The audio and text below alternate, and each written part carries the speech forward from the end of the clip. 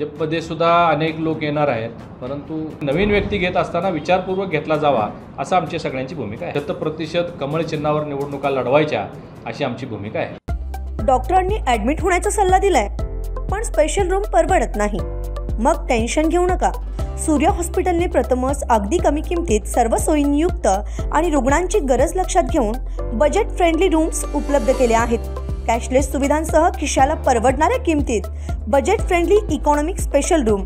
पत्ता कोंडावळ चौक, लक्ष्मीपुरी, कोल्हापूर. संपर्क 9822 63 54 69. भाजपमध्ये सुद्धा अनेक लोक येणार आहेत, परंतु त्याचा आत्ता फार प्रचार करण्याची आवश्यकता नाही. प्रक्रिया सुरू आहे.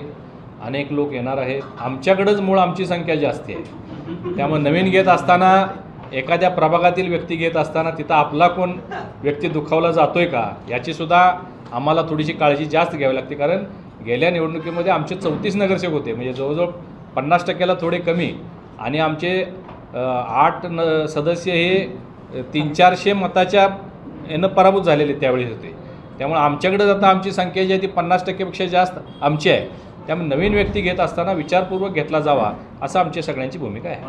आघाडीची पर्याय व्यवस्था यावेळी पण असेल का? गरज पडल्यास, पण मला वाटत नाही गरज पडेल. 100% कमळ चिन्हावर निवडणुका लढवायच्या अशी आमची भूमिका आहे.